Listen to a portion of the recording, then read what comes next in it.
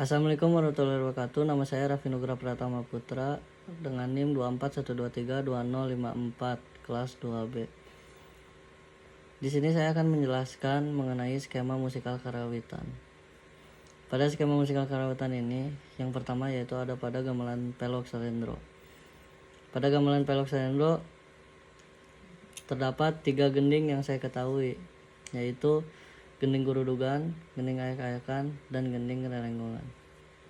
Pada gending gurudugan ini terdiri dari 2 matra atau 8 ketukan yang ditandai dengan tabuhan goong. Nah, itu berarti satu periode. Lalu tabuhan goongannya itu terletak pada ketukan ke-8 dan terdapat 3 tabuhan kempul yang terletak pada ketukan kedua, keempat, dan keenam, serta 1 nada kenongan yang terletak pada ketukan keempat.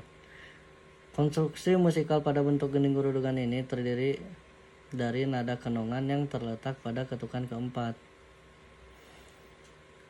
dan nada goongan pada ketukan ke-8, sehingga matra pertama disebut wilayah kenongan dan matra kedua disebut wilayah goongan. Bentuk gending gurudugan ini hanya dapat disajikan pada embat kering.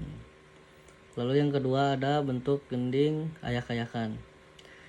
Dalam satu periode gending ayak-ayakan, jumlah matra atau jumlah tabuhan kempulnya itu relatif, yang berarti tidak baku gitu. Konstruksi musikal pada bentuk gending ayak-ayakan yaitu terdiri dari nada pancer, nada kenongan, dan nada goongan. Setiap satu kenongan atau setiap satu goongan terdiri dari 2 matra atau 8 ketuk. Dengan ketentuan setiap ketukan keempat matra ke-1 berfungsi sebagai nada pancer. Nah, jumlah relatif yang dimaksud itu bagaimana? Adalah jumlah pengulangan kenongan atau goongan yang ditentukan dengan tabuhan khusus waditra kendang melalui tepakan khusus tabuhan kendang ya. Jadi ada ciri khususnya saat ingin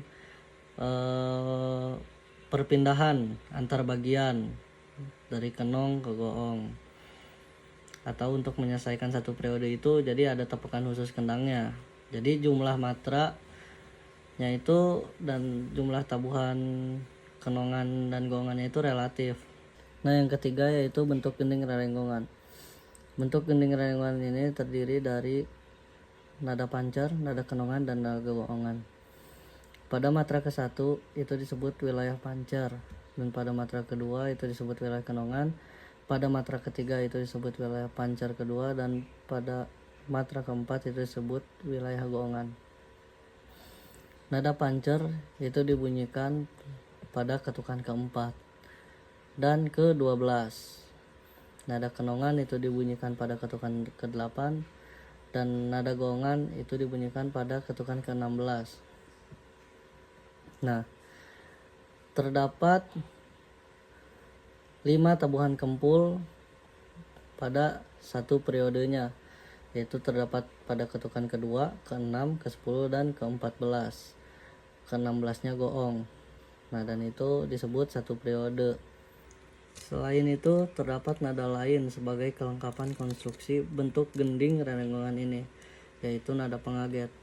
Nada pengaget ini dibunyikan pada ketukan kedua di setiap matranya. Bentuk gending rerenggongan ini dapat disajikan pada embat kering, embat sawilet setengah, dan embat 2 wilet. Yang selanjutnya skema pada gamelan degung. Yang pertama itu mengadopsi dari bentuk gending lalamba dan lenyepan pada gamelan pelok salendro. Namun ada juga lagu yang menggunakan bentuk gending khusus yang terdapat dalam sajian degung klasik ini. Misalnya lagu Palwa, Galatik, Manggut, Pajajaran, dan lain-lain. Terdapat juga pola gumekan. Pola gumekan sendiri yaitu pola khusus yang ditabuh oleh waditra bonang, sehingga pamurba lagunya ada pada waditra bonang. Yang kedua itu mengadopsi dari bentuk gending rerenggongan dalam gamelan Pelok Saendro.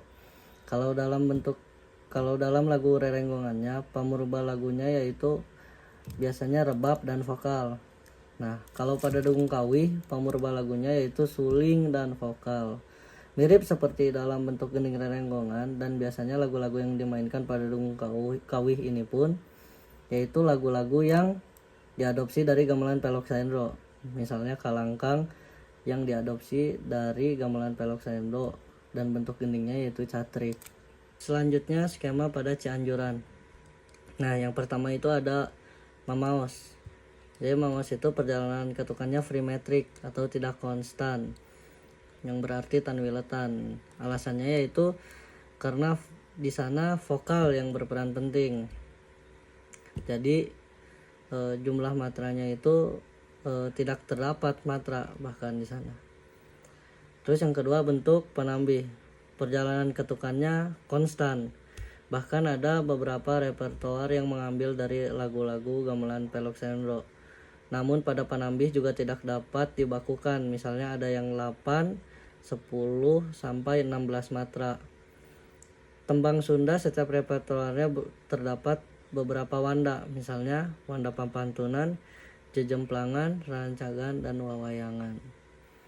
Terima kasih. Sekian yang bisa saya jelaskan mengenai skema. Assalamualaikum warahmatullahi wabarakatuh.